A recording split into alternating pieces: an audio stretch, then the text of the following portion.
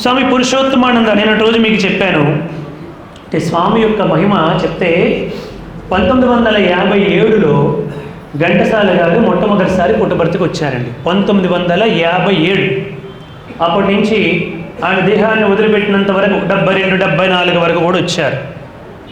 స్వామి ఒకసారి ఘంటసాల గారు కచేరీ అయ్యింది, అలా తరచూ వస్తూ ఉండేవారు. స్వామి చాలా ప్రేమగా చాలా భక్తిగా ఘంటసాల వారిని చూసుకునేవారు. ఘంటసాల గారు కూడా ఎంతో స్వామి పట్ల ఎంతో భక్తితో ఉండేవారు. ఒకసారి తన రూమ్లోనికి వెళ్ళి కొంచెం విశ్రాంతి తీసుకుంటున్నారు. అటువైపు తిరిగి పడుకున్నారు. వాళ్ళ మేనల్లుడు ఘంటసాల గారికి పాదాలు ఒత్తుతున్నారు. కొద్దిసేపటికి స్వామి వెళ్ళారు ఆ రూములోనికి. ఈ మేనల్లుడు ఘంటసాల గారు అటు తిరిగి పడుకున్నారు. ఈ మేనల్లుడు స్వామి సైలెన్స్ అన్నారు. స్వామి నువ్వు లే అన్నారు స్వామి. ఆయన లేపి స్వామి కూర్చొని ఘంటసాల గారికి కాలు పిసికారండి. కొద్దిసేపటికి ఘంటసాల గారికి ఏమిటేమో ఇదేదో చాలా మెత్తగా తగులుతున్నాయి ఈ చేయిలు, ఇందాకలా వచ్చినలాగా లేవే అని ఎవరు వచ్చారు ఏమిటని చెప్పి ఒకసారి చూస్తే స్వామి అని ఘంటసాల గారు లేచి ఏడ్చి స్వామి కాలు పైన పడిపోయి, స్వామి మీరేమిటి స్వామి నా కాలు ఉతుతున్నారు ఏమిటి స్వామి అని చెప్పి చాలా బాధపడి కన్నీరు మున్నీరుగా విలపించారు. స్వామి ఘంటసాల కూర్చో, స్వామి ఏమిటి స్వామి ఇలా చేస్తున్నారు అని చాలా ఏడ్చారు ఘంటసాల గారు. అప్పుడు స్వామి చెప్పారు, ఘంటసాల నువ్వెవరో నీకు తెలియదు, నువ్వు 100 జన్మల నుంచి నువ్వెవరో కూడా నాకు తెలుసయ్యా. నువ్వు చాలా గొప్ప గంధర్వుడివి, గాన గంధర్వుడి, చాలా గొప్ప భక్తుడివి. భగవంతుడు భక్తులకి పాదదాసని చెప్పడానికి నేను నీ పాదాలు వచ్చానయ్యా అన్నారు. అది చెబితే అసలు ఎంత ఏడుపు వస్తుందంటే పరమాత్ముడు ఏమిటి తన భక్తుడికి పాదసేవ చేశాడండి వెళ్ళి. మనం ఒక్కసారి వెనక్కి వెళ్తే అన్నమయ్య చూస్తే ఆ అన్నమయ్య యొక్క భక్తికి పరమాత్ముడు సంతృప్తి చెందిపోయి ఆయన ముందేం భక్తుడు కాదండి, ముందు 2 మరదళ్ళు ఉంటే ఆ 2 మరదళ్ళ పిచ్చిలో తిరుగుతాడు. ఆ మరదళ్ళు అంటే చాలా ప్రేమ. చిన్నప్పటి నుంచి ఈ మరదల్ని నువ్వు పెళ్లి చేసుకుంటావు అని చెప్పారు తల్లిదండ్రులు. తప్పేం లేదు, నా మరదల్లో నేను పెళ్లి చేసుకుంటానని ప్రేమించాడు మనస్ఫూర్తిగా, వాళ్ళు ప్రేమించారు. కానీ అందులో అలా ఉండిపోతాడు. అమ్మవారు లక్ష్మీదేవి అడుగుతుంది, స్వామి మనం కిందకి పంపించిన పని ఏమిటి, ఆయన చేస్తున్న పని ఏమిటి స్వామి అంటే అది లక్ష్మీదేవి. దారి తప్పి తిరుగుతున్నటువంటి వారిని సన్మార్గములో ప్రవేశింపజేయటమే మన అవతార కర్తవ్యం. సత్యసాయి పరమాత్ముడు వాళ్ళ అన్నయ్య శేషమరాజు గారికి అదే చెప్పారు, సన్మార్గమును వీడి చెరిగించు వారుల చేపట్టి కాపాడుటే వ్రతము నాకు అన్నారు కదండి. ఇక్కడ స్వామి స్వయంగా వచ్చారు. ఎవరు? సాక్షాత్తు విష్ణుమూర్తి వచ్చారండి. వచ్చి మీరు సినిమా చూడండి, ఒక్కసారి గమనించండి. నాకు పిచ్చెక్కిపోయి ఒక 30 సార్లు చూశాను. మా ఊరు నుంచి ఎవరైనా విజయవాడ వచ్చాడో వాడు చచ్చాడే, వాడికి అన్నమయ్య సినిమాకి తీసుకెళ్ళి చూపించేవాడు, వాడికి ఇష్టం ఉన్నా లేకపోయినా నాకు అనవసరం. అట్లా తీసుకెళ్తే ఆయన వాళ్ళ అందాన్ని ఒక్క నిమిషం కూడా మిస్ అవ్వకూడదని వాళ్ళ అందాన్ని అలా చూసుకుంటూ వెనక్కి నడుస్తాడండి గొడుగు పట్టుకొని అన్నమయ్య. అప్పుడు స్వామి వచ్చి ఒక బ్రాహ్మణుడి రూపంలో, ఒక సన్యాసి రూపంలో వచ్చి ఇలా గుద్దుకుంటూ వెళ్తాడు. ఏమిటయ్యా ఏమిటి చూస్తూ ఉంటే, నీ వాళ్ళకు చూస్తూ ఉంటే ఈ అమ్మాయిల సేవలోనే జీవితాంతం గడిపేసినట్లున్నావే, సంధ్యావందనం ఇవన్నీ ఏవి లేనట్లున్నాయి అని అడుగుతాడు. ఊరుకోండి స్వామి, వీళ్ళ అందాన్ని చూస్తూ ఉంటే వీళ్ళతో మాట్లాడడమే సంధ్యావందనము, వీళ్ళతో పాటలు పాడడమే పరమానందము, అదే నైవేద్యము, అదే పూజ, అదే కైంకర్యం అని గొప్పగా వర్ణిస్తాడు. ఓహో అలాగా అని స్వామి అంటారు, ఏమాత్రం అందానికి ఇలా అయిపోతున్నావు, ఎంతకంటే అందాన్ని చూస్తే ఏం చేస్తావు అన్నారు. మీరు బాగా గమనించండి, ఇంటికి వెళ్ళి ఒకసారి కొట్టి చూడండి ఆ సీన్. అన్నమయ్య ఒక్కసారి మనం అంటే టేకటింగ్కి తీసుకున్నామండి, కారణ జన్ముడు కదా. ఏమన్నారు? ఎంతకంటే అందమా, ఇంతకంటే అందం ఉండదు కాక ఉండదు అన్నాడు. అరే అట్లా కాదయ్యా, ఇంతకంటే అందం ఉంటే ఏం చేస్తావు అన్నాడు. అన్నమయ్య ఒక్కసారి వాళ్ళ అందాన్ని ఆపాదమస్తకం చూసి, స్వామి ఎంతకంటే అందం ఉండదు కాక ఉండదు అన్నాడు. అట్లా కాదయ్యా, ఒకవేళ ఉంటే ఏం చేస్తావని అడుగుతున్నానన్నారు. అంటే అప్పుడు ఆయన ఏమన్నారు? అన్నమయ్య ఒక్కసారి ఆలోచన చేసి, ఎంతకంటే అందమే కనుక ఉంటే ఆ అందానికి నేను ఈ జన్మని దాసోహం అయిపోతానని చెప్పి అన్నాడండి అన్నమయ్య. అలా అనగానే స్వామి నేరుగా తీసుకుని వెళ్ళి ఆ 7 కొండలు ఎక్కించి వెంకటేశ్వర స్వామి వారు చూపించారు. ఇదయ్యా ఇంతకంటే అందం, అని చెప్పి వెంకటేశ్వర స్వామిని చూపెడితే పాదాక్రాంతుడైపోయి ఇది కదా నిజమైనటువంటి అందం అంటే ఇంకా నా జన్మ ఇక్కడే అర్పించేస్తానని చెప్పి అర్పించేశాడు. ఈ లోకములో అన్ని అందాల కంటే భగవంతుడే అందం. ఎన్నో ఎన్నో రూపాలు అన్ని ఆరే దీపాలు, ఎన్నో ఎన్నో రూపాలు అన్ని ఆరే దీపాలు, మారని రూపం ఆరని దీపం, భువిలో దివిలో నీవే సకలం, ఎన్నో ఎన్నో రూపాలు. కనిపించినటువంటి రూపాలన్నీ కూడా స్త్రీలు కానీ పురుషులు కానీ ఒక 5 ఏళ్ళు 6 ఏళ్ళు అలా తలకమని మెరుస్తాయి అంతే. ఆ తర్వాత మరలా ఆరిపోతాయి. ఎన్నో ఎన్నో రూపాలు అన్ని ఆరే దీపాలు, ఇవన్నీ కూడా ఏదో ఒక రోజు ఆరిపోతాయి.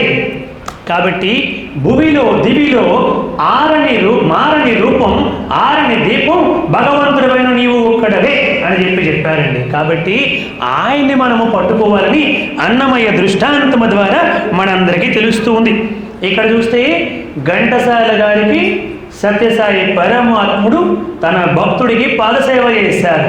అక్కడ అన్నమయ్య గారికి పెళ్లి చేసుకోనంటే స్వామివారు స్వయంగా వెళ్ళి దగ్గరుండి నువ్వు నమ్ముకున్న వెంకటేశ్వర స్వామి ఇద్దరిని పెళ్లి చేసుకున్నాడయ్యా, నువ్వు పెళ్లి చేసుకున్నంటావేమిటి, చేసుకో అని ఆయనకి మరలా పెళ్లి చేసుకునేలాగా చేసి ఆ పల్లకీని స్వామి నారాయణుడు వచ్చి మోసాడండి. ఆ విషయాన్ని ఆఖరిలో చెబితే అన్నమయ్య ఎంత ఏడుస్తాడా, నారాయణుడి స్వయంగా వచ్చి తన భక్తుడు పల్లకి మోసాడా, నేను దారి తప్పి నడుస్తూ ఉంటే నన్ను సన్మార్గంలో ప్రవేశపెట్టాడా, ఎంతకంటే అంతమైనటువంటిది భగవంతుడిని తెలియపరిచాడా అని ఎంతో తన్మయత్వం అయిపోతాడు అన్నమాచార్యుడు. అంటే భగవంతుడు భక్త పరాధీనుడు.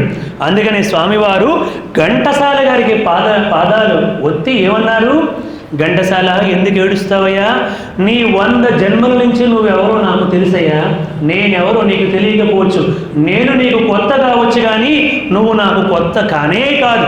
కాబట్టి భగవంతుడు భక్త పరాధీనుడని చెప్పడానికి నేను నీకు పాదాలకి సేవ చేస్తున్నానని చెప్పారు సత్యసాయి పరమాత్ముడు.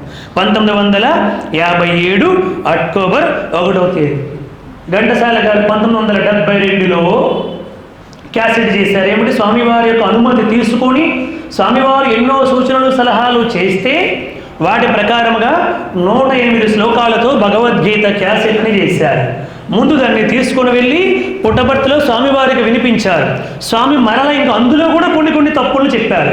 అది అలా కాదు, ఇది ఇలా చేయాలి, అది అలా చేయాలి. 57 నుంచి స్వామి దగ్గరికి వెళ్తున్నారు కదా, 1957 నుంచి ఇది 1972 స్వామికి బాగా సన్నిహితం అయిపోయారు. కాబట్టి స్వామి అది తప్పు, అది అలా కాదు, దాని అర్థం ఇది, దీని అర్థం ఇది అని స్వామి చెబితే ఆ ప్రకారంగా మార్చి స్వామివారికి తీసుకొచ్చి స్వామివారి దగ్గర అఫీషియల్గా పుట్టపర్తిలో రిలీజ్ చేశారు. ఆ తర్వాత మ్యూజిక్ థియేటర్స్ అదంతా ఆ ప్రపంచం వేరు, సినిమా ప్రపంచం వేరు.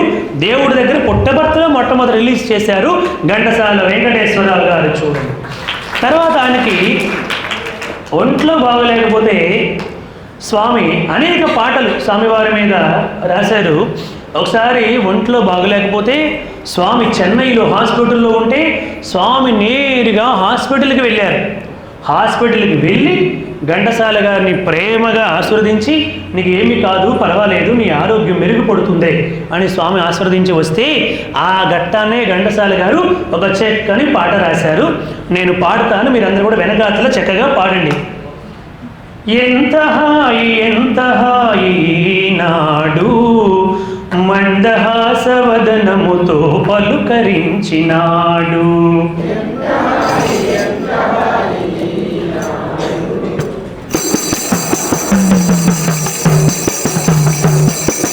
నా కోసం శ్రమలకు నడచి వచ్చినాడు,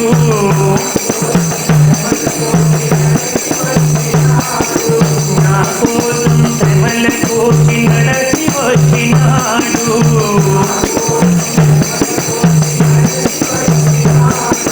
నన్ను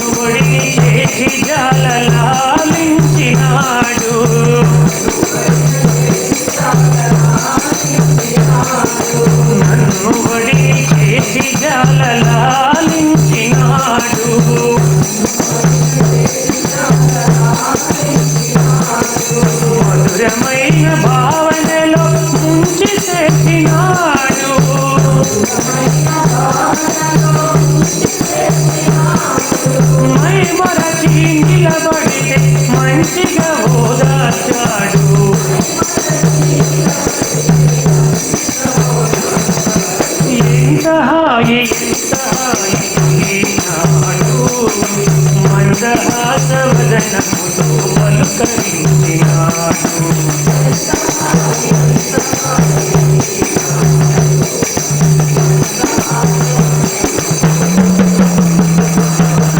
మరువలేని అనుభూతులు నాలో నరేకి,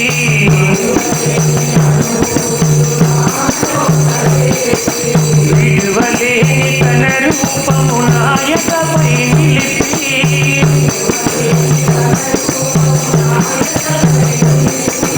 మరువలేని అనుభూతులు నాలో నరేకి,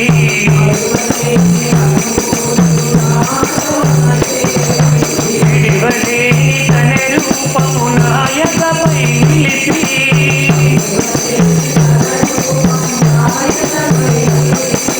వింత వింత లీలలెన్నో నా కనులకు చూపి,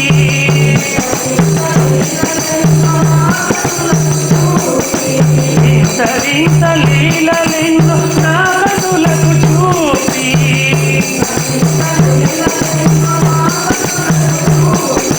అంతలోనే తరలినాడు నా చింతలు బాపి.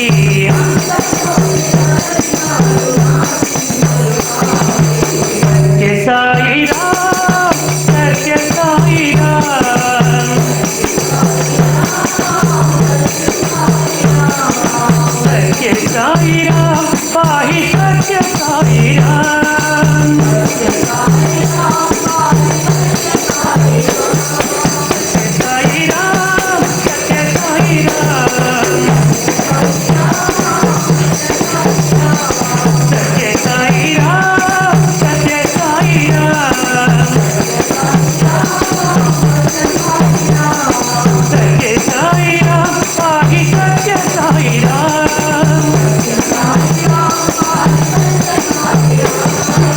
ఎంత హాయి ఎంత హాయి నాడు మందహాసవదనముతో పలుకరించినాడు అని ఘంటసాల గారు స్వామి వచ్చి ఆయనకు ఆశీర్వదించిన ఘట్టాన్ని ఈ పాటగా రాసుకున్నారు. వారికి గట్టిగా ఒకసారి కరతాళధ్వనులు చేయండి ఘంటసాల గారికి. 1973 నవంబర్ 23వ తేదీ నాడు స్వామివారి జన్మదినోత్సవ వేడుకల సందర్భముగా భగవద్గీత క్యాసెట్ని సత్యసాయి పరమాత్ముడు దివి పాదార విందముల చెంత రిలీజ్ చేశారు. అది అయినంత వరకు స్వామి ఆయన్ని ఆరోగ్యంగా కాపాడారు. అందుకే చెన్నై హాస్పిటల్లో ఉన్న స్వామి వెళ్ళారు. నీకేమీ కాదు, తగ్గుతుంది, పర్వాలేదు, ధైర్యంగా ఉండు, ఆ క్యాసెట్ మధ్యలో ఎక్కడ ఆగిపోతుందేమో భయపడుతున్నావు, ఏం కాదు, నేను ఉన్నాను కదా, అది పూర్తవుతుంది అని స్వామి చెప్పారు. అది అయిన వెంటనే కేవలం 6 నెలల లోపే వారు దేహాన్ని వదిలిపెట్టేశారు. 1974 ఫిబ్రవరి 11వ తేదీ నాడు స్వామివారి పాదాల్లో ఐక్యం చెందారు ఘంటసాల వెంకటేశ్వరరావు గారు.